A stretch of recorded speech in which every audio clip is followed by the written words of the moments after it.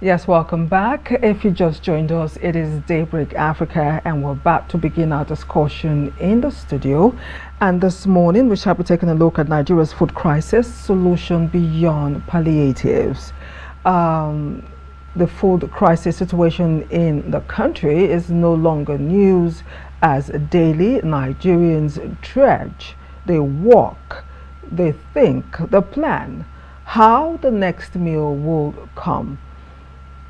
Like people will joke in the past, but now it has become our reality. Our take home is not able to take us home anymore. Try to alleviate the food crisis in the country, the federal government introduced palliatives. Like we said when we started, piecemeal approach will not feed over 200 million people in the nation. Questions have been asked, and often we expect solutions. So today on the show, to discuss the issue this morning, we have a guest. He is an administrator as well as an economic analyst. He is AYIGI Joseph OLORUNBUKUNMI. He has an NCE from Adeyemi College of Education. He has a BSc Geography, University of Ibadan. He also has a Master's of Science, Population Geography. He is right here, looking like a typical Nigerian man. It's so nice to have you on Daybreak Africa this morning. Thank you for having me. So, going straight into the topic, Nigeria's food crisis, a solution beyond palliatives. Let us take a look at the food crisis situation in a nation as huge and as fertile, as big as Nigeria, with a rebel land, north, south, east, west, with able-bodied men, clement weather, like a guest said yesterday. Yet we're having food situation in the nation. It is an anomaly that we need to keep talking about. I would really want your reaction from, to this present reality that we face as a people. Food crisis in the midst of many is like a man being thirsty at the bank of a river. Well, you've said it all. Sincerely speaking, it baffles me, because I studied geography, why Nigeria should be in this mess. Geographically, Nigeria is positioned very close to the globe. That is equator. That gave us direct access to receive enough sunshine. It has implication from the sun.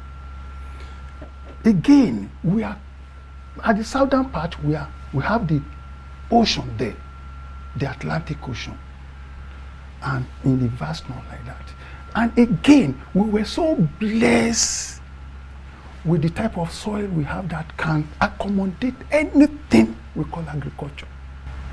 But surprisingly, Nigeria is facing food crisis.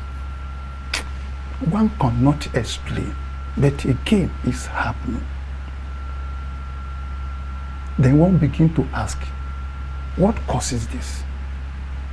As you've said, Nigeria should be able to fill the entire nation, even the entire Africa, with what God has given us. But here we are now. We have all the resources to our disposal, but we cannot make use of them. The first thing, I want to say this. Our education had side effect. We misinterpreted the education given to us. I think our education should open our horizon to know how to make use of what we have, the best use of what we have. But our mentality now, once you attended school or you graduated, hey, you see farm as your enemy. We are all after white collar job, leaving the old papas there, and they are they've reached their diminishing returns, leaving few people at the farm to work for the teeming population. That is number one problem. The cost why we are in this way. It has started for long. Secondly, when this crude oil came into being, hey, yes, here is money, quick money, then everybody now, even our government, what they ought to have focus or pay attention most of were abandoned. All the attention was on the this oil money. We can get quick money from there. In the past, before the advent of crude oil, we are talking, especially in the western region here, whatever we achieved then were through agriculture. Talking of cocoa, talking of coffee, talking of all this, what do you call it, timber, and the rest of like that. Even in the north too, we're talking of granite pyramids, cotton, and the rest of it like that.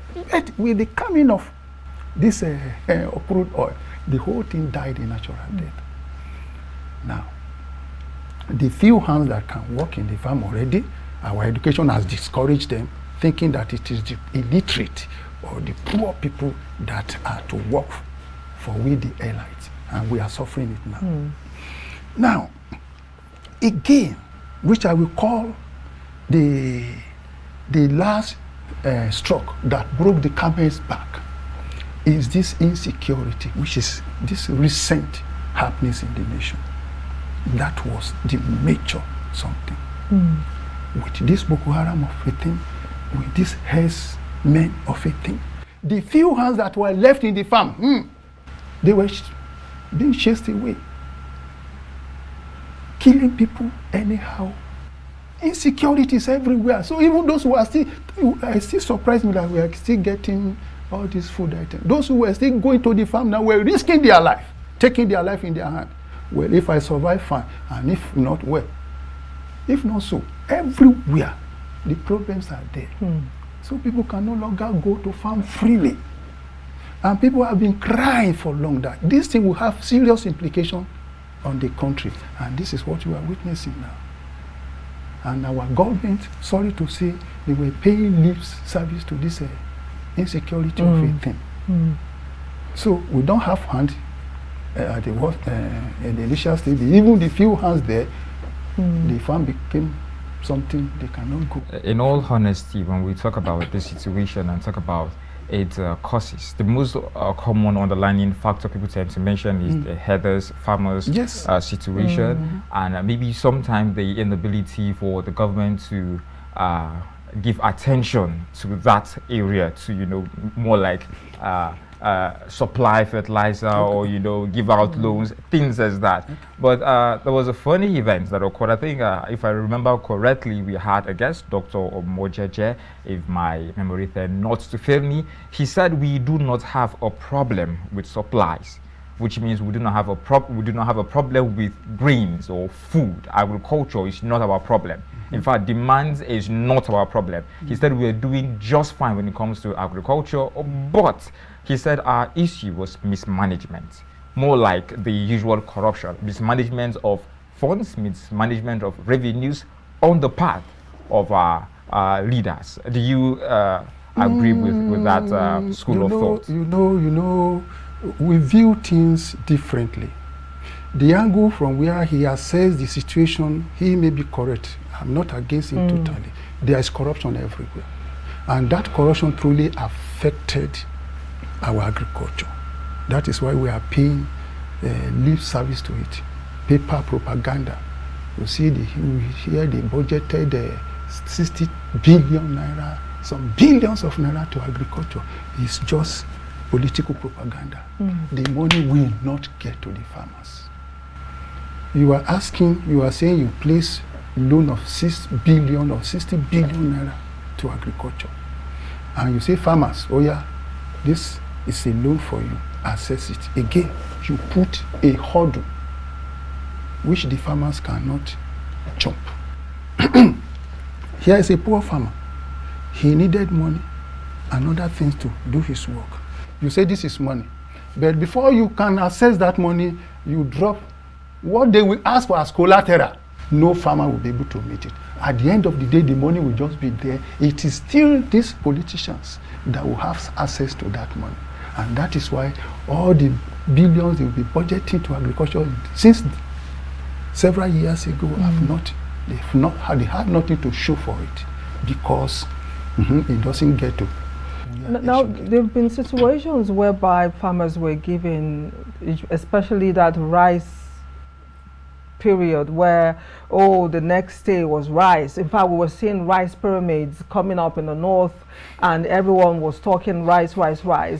And of course, monies were given to farmers in hundreds of millions of naira. The central bank is yet to get those monies back. Okay. So that too has become a problem, giving loans to farmers, and especially farmers in the north. Some of them, they can't even trace them. Information given, those were the stories that were heard, that they can't be traced. And for giving a farmer 200 million, the next thing you hear, only 2,000 naira has been paid from 200 million or 100 million or 10 million or 50 million. That too could be a problem to food Thank you very much production. for that. Thank God I am a victim of what you've just mentioned. How so? Yeah. As I'm talking now, I am the patron for maize grower and processor of Nigeria in Ondo State. I have more than 1,800 members in that group.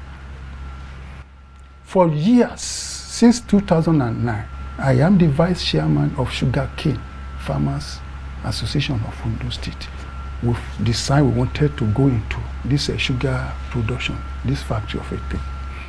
Again, as I'm talking now, I have another organization, we call them, I name it, Multi-Faceted Farmers Association. That is, you can plant any crops at all. Rice, cassava, yam, any, just mention. We have, our members can do that. Now, what happened? 2021, we assessed this federal government law. Okay. They say it's anchor borrower of 18. Then they said an hectare, for maize rather, they budgeted 250,000 naira to an hectares of maize from the start to finished. Fine. According to them, the money cannot be released to us directly by Central Bank. They have to make use, I will not mention that bank now. Please. We have to make use of one commercial bank. Okay, fine. We all move down to that commercial bank. And the money for that group were 375 or so members screened. They screened us, they found that we are qualified to access that money. Now, they pay that 250,000 times 375 members to that bank. I will not mention the name. You know, the bank now, they collected the money. Now they came down to us again to rescreen us. The same bank? The same bank. After you've been screened by the anchor borrower. They came back to rescreen us again, down to 114. Whoa. Now, the whole money for 375 was paid to them to give to us. Now, again, they opened the bank for us. They opened an account for us. We only saw the alert. We don't have access to that money. Now, here, these are the problem. Okay, it is time to farm. We've got our land, several acres all over. We were doing cluster farming. That is in group, not an individual. Because of, if you give us any millions given to us at all, you will have it back. But again, these people now, they screen on, it is time to prepare the ground. Excuse sir, give us money. Say no, we will give you, instead of giving you money, we will give you kata. That tractor to do the something. Okay. We were on the waiting list for more than 2 months. The tractor didn't come. Until we were just, the first planting season, which is March, April, was gone. We couldn't meet it. August, the second planting season was almost gone. And September, they were just releasing money to us. The one we were able to do was a colossal loss. At the end of the day, only 112,000 was according to what they released, the grains given to us, the tractor, they were deducting the money, they didn't give us 1 naira. So when it was time to spray the farm again, no money was given to us. When it is time, the little one that got right that we can harvest, nothing. If I may ask, were they supposed to do that? Were they supposed to do that? No. No. They're supposed to give you cash. They should give us cash. So go do what they want to do. That cash has been released to us by Central Bank. Several millions has been released to our group, and we are to refund it. But again, they now have the money released from 375 to 114. The remaining money were spent by them. And first Central Bank were thinking that the money was given to you. That group. So how did you go about this whole situation when it happened? Then how was it resolved? It was even a colossal loss, because by the time we planted the thing, we over 250 hectares were prepared, but we could only cover 50 before we finished those ones. We are already into a dry season. Were there no supervisors attached or everything? The desk officer, everybody were there. They saw everything. Now let's talk about. Let's relate this your story now to palliatives from government. Apart from food, fertilizer was one of one part of the palliative that was given to farmers, for food production. They were giving. We also learned that this present administration, especially it started in 2023, gave farming inputs and fertilizer.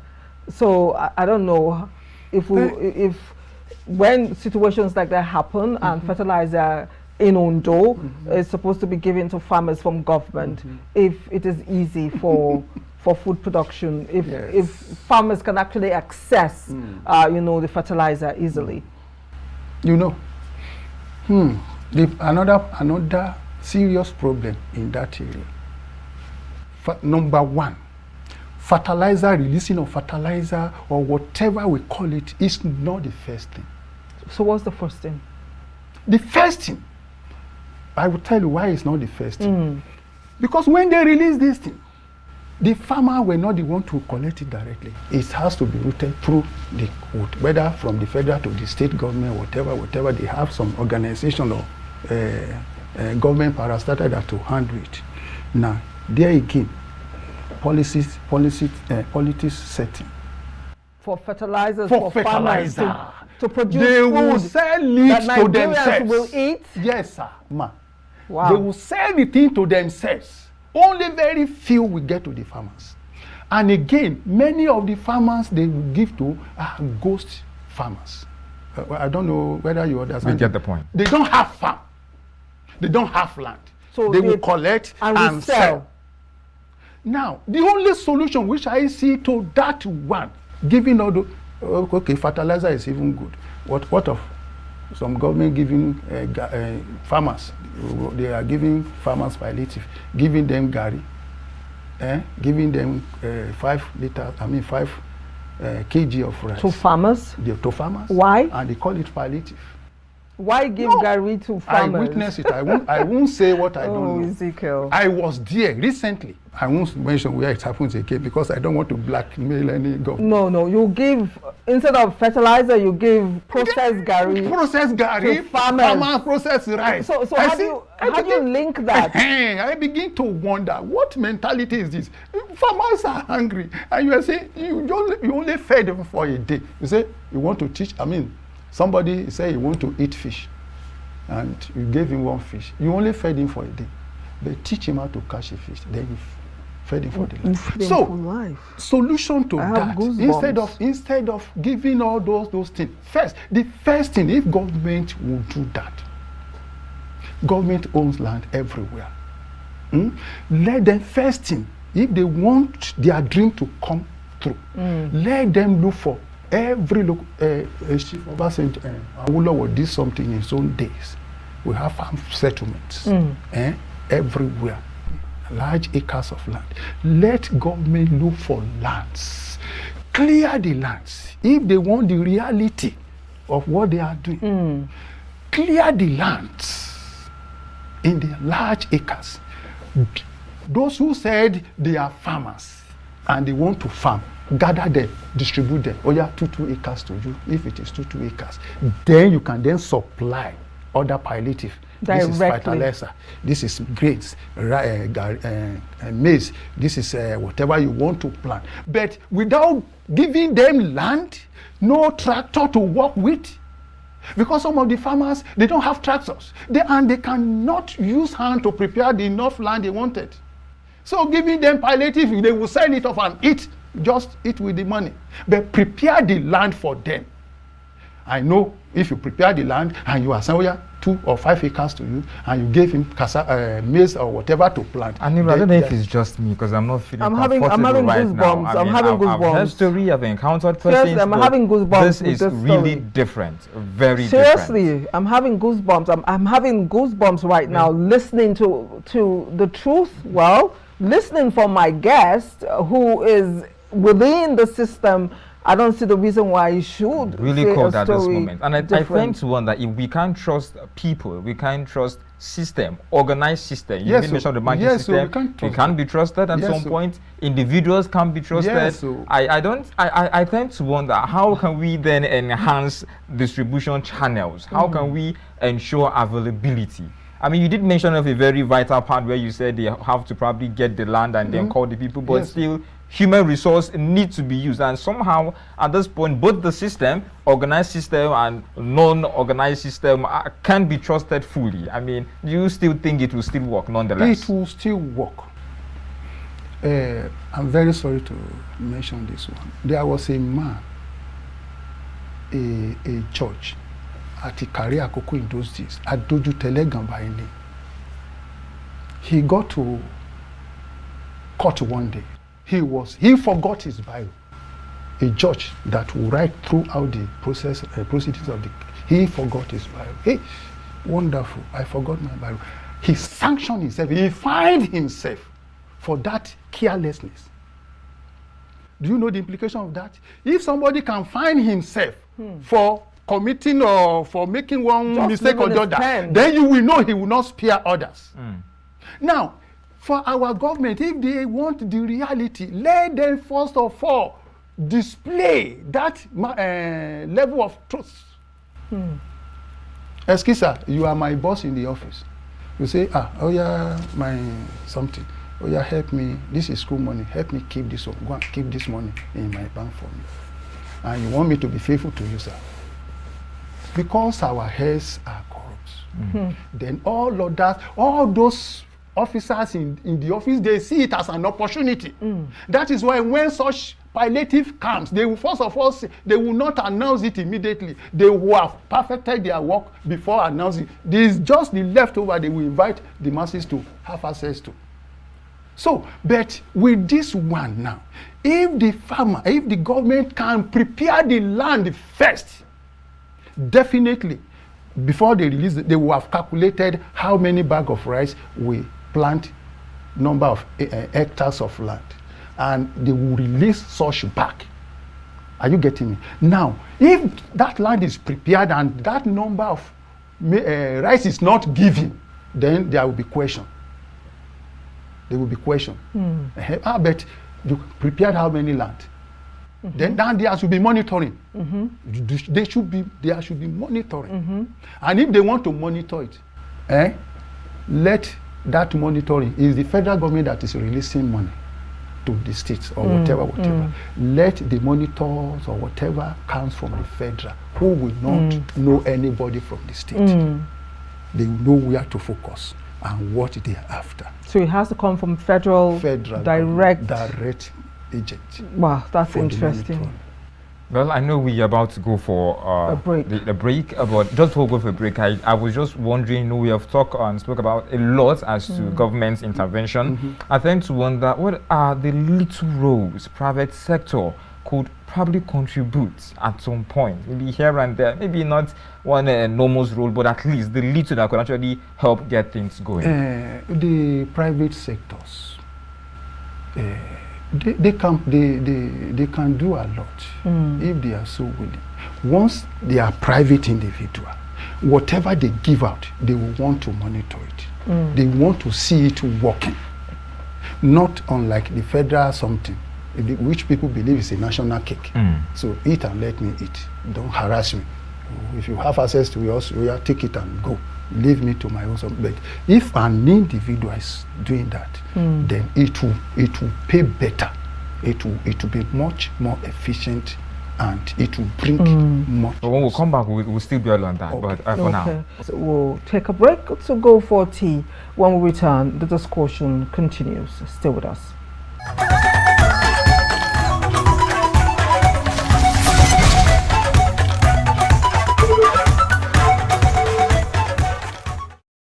Welcome back. That was Go Start on the break, as we took time to take tea and also to let you know that there are little businesses out there that you can start with very little money and be financially independent, not just for the youth, but anyone who is interested to get something different and extra on the side. Our guest is still in the house, and a question was on ground with him responding from Ezekiel before the break, and I will want Ezekiel to continue with his line of thought. Yes, and still on the table of private sector investment. Many things, I believe, currently as we speak today, we have them online, we have them, some actually storming the street right now, claiming policies has not been favorable. And many claim private sector investment has been thwarted at some point due to certain policies that is not in favor. Maybe taxes at some point, I don't know, maybe loan given in your case, as you mentioned, amongst others. I intend to hear your view regarding this one. It's unfortunate that many of these programs, we don't have supportive. The government are not giving the private individuals enough support. Somebody is coming. Whatever he produces will be for the masses, and it will cushion whatever hardship they are passing through. He may be either through borrowing, whatever. He wanted to start up his own business. And look and behold, you are saying he must pay this, he must pay that. Then that one alone will discourage him. And by the time maybe what you ask him to pay, already you've exhausted his purse. Then what again? So all those things are, apart from discouragement, apart from that, the situation, many a times the security here, okay, for instance, in our own case, we've brought several investors from China, especially on this sugar production of 18. But when they got here, the security situation scared them away. Now, if we want these individual investors to succeed, federal government, be it state or federal, must give them enabling environment to thrive.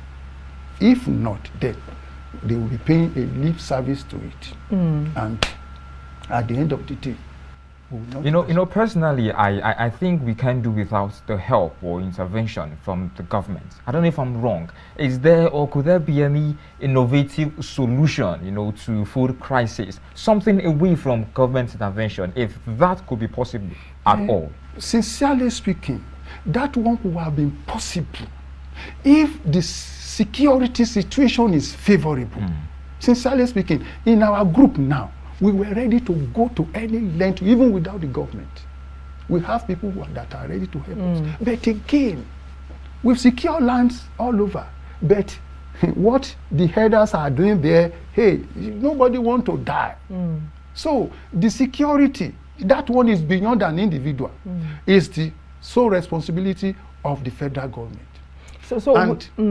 With security, with the security problem that you've spoken about, because for the very first time you've opened our eyes to problems beyond the surface, problems that you can't even get on Google as problems that is hindering Nigerians from eating 3 square meals a day in present day.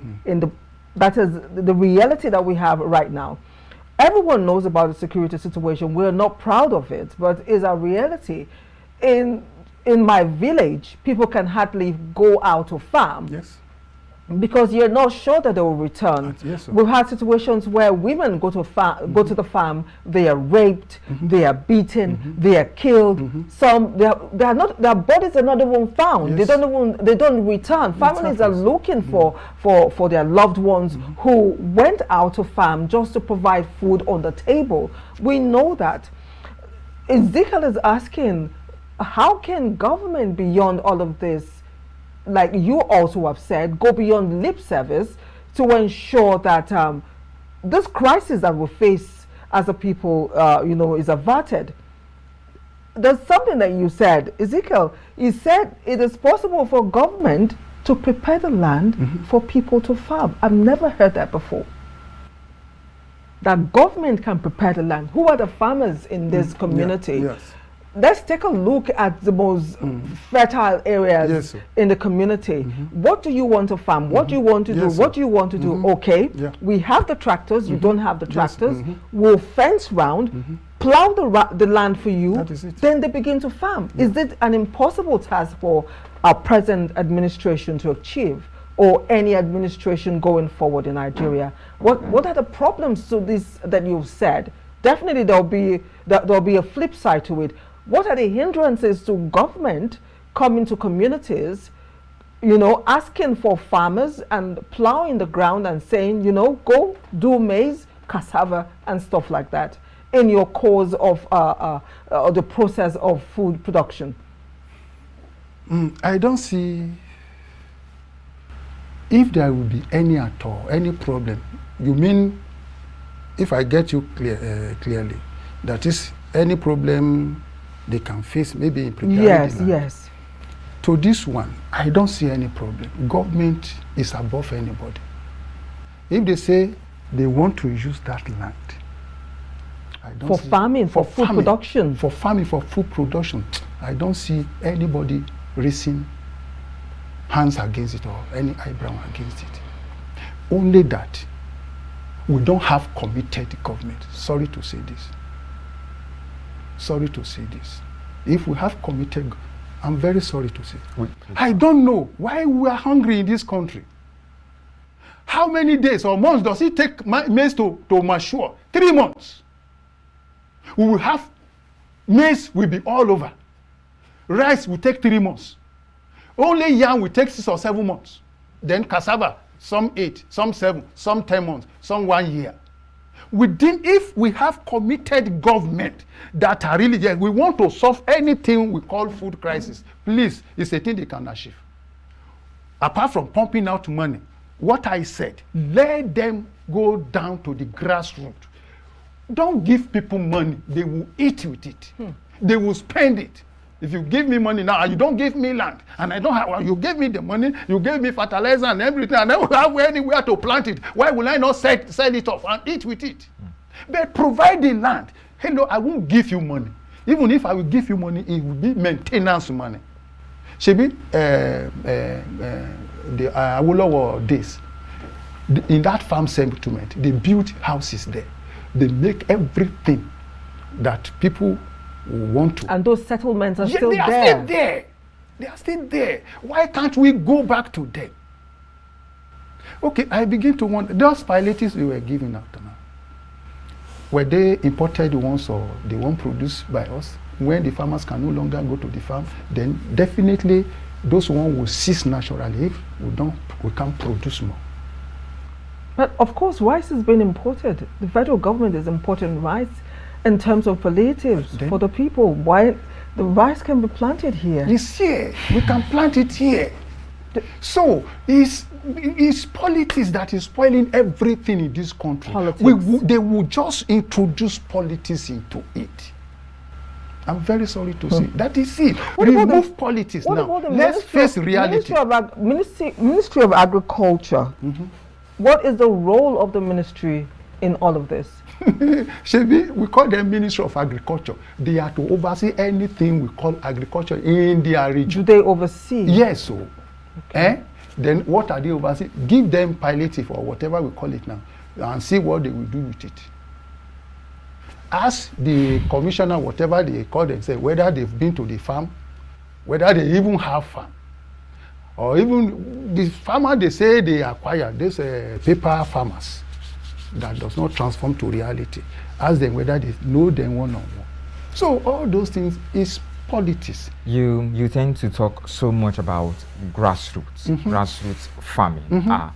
I know for a fact it seems more like the federal government is so far away from us. Seriously? Yes. Even the state government seem not too close at all. anymore. So somewhere in space, if I'll use that word. Now, currently, we have been given autonomy. Chairman, local government chairman, autonomy.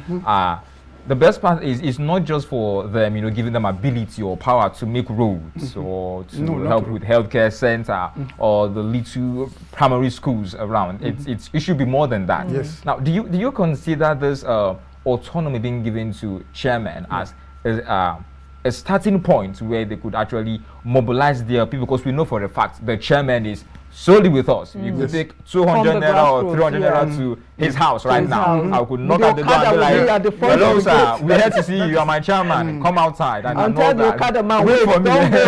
Yes, I know that. So with that understanding, knowing even this local government chairman understand our plight, understand our situation, they feel our pain because we are dwelling in this area together. Do you consider this maybe a start point where the chairman could pick up this courage, storm outside and be like, my fellow citizens, my youth, come outside now. Let's not just do good roads anymore. Let's strike the farm. Let's invade this farmland. Do you see this coming up anytime soon? How I seriously pray to have a chairman that will have that vision. Truly, we appreciate whatever the court that gave the verdict, that granted the Supreme Court. Yes, the Supreme Court. We sincerely appreciate them. This has been our problem because we don't feel the impact of the government at the grassroots. Then our supervisors are several kilometers or several miles away from us. We can't hear our cry, our going, whatever we are feeling. We don't sense it at all. But now that we have the government, I want to tell you, any chairman that will focus agriculture in his own area will be the most successful chairman. Will be the most successful. Because whatever you were earning comes from agriculture. Whatever you want to, where do we get the money? Okay, we don't have the factories. We don't manufacture gold here. We don't have crude oil here. We don't have anything. All what we have in this, I'm talking of this thing, is farming work. So whatever we want to achieve at all start from the farm. So how I wish the so-called chairman will have the vision, survey all the local government. He know where the lands are. Hello, boys, those graduates roaming the street, doing Yahoo and Yahoo Plus, doing all this online 419 whatever 15. They are still energetic. We were born, we are all farmers. We are born, their parents are farmers. Forget the level of education. That was why when I said our education turned us, our brain upside down. We now saw agriculture as things for the dirty job. We are feeling the heat now. So let that government or the chairman go back to the farm and see the miracle he will perform in the state. Now there's another thing that worries me a lot. It worries me a lot. The fact that the South sits down and wait for food to come from the North. As fertile, we wait for food from the desert to come to the Nile. It's a paradox. How do we, we believe we can plant tomatoes. Tomatoes must come from the North. There's this misconception that onions can grow in the South, rice can grow in the South. So all the food, including the meat, must come from one side of the country. Don't you see that as part of the crisis we're experiencing in the nation in terms of food? Do you know the problem we have in the South? We don't have visionary leaders here. In the North, the governor will lead the poor farmers who cannot read and write. He will lead them to the central bank and stand in for them to collect billions of naira for agriculture. Whether it is being paid or not, it's never their concern. But we don't have such here. The fear is that we will collect the money and we will not return the money. Okay, what of those several billion they've been bringing down and the farmer have not have access to? What happened to those money? Are they still there? Have not they got lost in transit? So that is our problem here, sir. Man, our group, we planted all those things. We plant all those things. Tomato and all the rest. We have it in our farm. But again, those things need money. Are you getting me? Apart from money, here is a thick forest belt, unlike the northern region. Katakata can walk several thousands of kilometers without any hitch. But here you have to uproot many things. There are areas now we have virgin land. We cannot access them. All what we need to access them are not there for us. And our governors here, our leaders here are not concerned about that. They're not interested in agriculture. They are not. Why will I say they are not aware? That is interest. If they are interested, then they will think towards that side and do something. And even when you cry and you tell them, excuse, this is our problem, they thought, are you our member? If you are not our political member, yes, to hell with you. So that is our problem. So the suffering continues. It continues until God will give us sense. I'm not saying they are not sensible. God won't come. That's another problem that the black man faces, especially in Nigeria. Religion has blinded our minds. When Omojeje came here, I was just looking at him. He said, "What's the connection between solution and fall and die?" People are on the mountain praying, while other people in other nations are creating solutions to every gap that they find. That it is time that we look for solutions rather than pray. Now, there is something people say very often to my hearing. I'm not a professional. Thank God you are the geographer here. I hear farmers actually talk about the impact of climate change on Nigeria and how it tends to have a relationship to our food crisis. I do not know or neither do I understand the maths. What's the relationship between climate change and Nigeria and the food crisis? And just the other time we see people going out for a climate change summit, you know, in troops, now with money being spent and all that. Please, the travels. No, if you see what is happening in other nations of the world, you will know what we call climate change. Flooding, series of calamities happening over there. Does it happen here? Is the rain not falling here? Is the sun not shining at the right time? Then what crisis should we have? As you've said, our mentality is our problem. You said something about religion. Well, those who came to colonize us, truly they brought religion. We believe in that religion. But again, the education given to us, they don't expose us to technological development. Just know how to read and write, know your right, whatever. No practical. No practicals. And sincerely speaking, if those people are praying that we should not develop, we should remain in that position for life. But we travel down to their countries and we see what they do. There. China now, from kindergarten, you see those children learning one thing or the other, and from that stage they started developing gradually to migrating to another, from one stage to another. And where people are seeing there. For now, why can't we change our educational pattern or system? Gradually, this technical education was cancelled. Somebody, I don't know. In the past, we have technical schools. Technical schools. Yes. Where all these kids were. Yes, we've been taught. Already they phase it out. Our polytechnic now, whatever, I don't know what's the level of technology that is going on there, if not more of education than technology. So we saw all these things over there. Why can't we bring it down? What about research institutions? Where does it come in food production now, in alleviating this food crisis that we're having? IITA, we know of IITA. We need more of institutions like that in food creation. I don't know the impact that they've done or how impactful they will be in future in terms of in terms of alleviating these problems that we have. Food sufficiency, yes, towards food sufficiency. That's the word I was looking for. Again, let me say this to answer that question. Whatever they are producing, whatever they are bringing out there, if it is not transformed to practical, to reality, all what exposure they are giving there will be useless.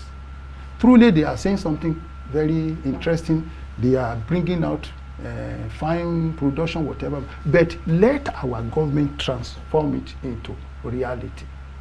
Then it is then that it is meaningful. But with all whatever they are saying there, if it's not put in practice, then it doesn't have little effect positively on us. What about wastage? We don't preserve our food. Yeah. Joseph, in the midst of famine, for 7 years there was food in the land. We're talking hundreds of thousands of years ago. I hope I got my history right. I thought you were the Methuselah's girlfriend. You just spoke about that. Now you're not sure if Methuselah's girlfriend is getting the statistics right, but I guess so actually. Yes, you are right. I mean, she's Methuselah's girlfriend, and you see her right here. I don't want to ask you. For 7 years of famine, there was food because he was able to preserve the food. We don't preserve. You go to the market, you see pyramids of rotten tomatoes, of oranges, bananas. It's wasted. You go to the north, or if on your way to Benue State, even when you go through Benin City, Edo State, towards the north, you will see pile and pile of food, heap of them rotten. No silos. We don't even have enough to preserve the food for the lean times, so that we have. There's corn year in, year out, like we have in other parts of the world. Food that are out of season, we won't even notice that the season is gone because they've been preserved, they've been served for the lean times. Don't you think that it is high time that we change this pattern to get new results? You've said it all. We are still praying that we'll have the true people that will reason positively, they who will not be after money. Our orientation is how to acquire money. The little time we want to spend there, hey, as much as you can acquire it and go. Let others who are left behind be perishing. If not so, you've been traveling. That is what I said. They've been traveling. They see what is happening there, what some people are doing. Leaders like them, which I want to say that many of us are more brilliant than them. Why can't you imbibe the idea, the culture there, and come and introduce it here? Okay, preservation, can an individual do it? No, it's sole responsibility of the government. Make provision for it. And why they are not doing it is that, well, production is an individual business. So if I cannot preserve during the season, we love juice, we drink juice, we import juice. Season of mangoes, you will weep. You will see months and months of wasted production because nobody will preserve them. You would expect that year in, year out, once the farmers come from the farm, the excesses, the government agencies will come, clear off the excess, preserve the one that ought to be preserved, process the ones that need to be processed and stored, so that year in, year out. Someone was saying about Canada that you're not allowed to bring in certain goods into Canada because these goods are produced within the country. That is a crime for you to even bring certain clothes into Canada because who will wear them? Because they produce your clothes and they wear them themselves. Can't we have such culture in Nigeria? Can't we start from somewhere? We can. We can have it.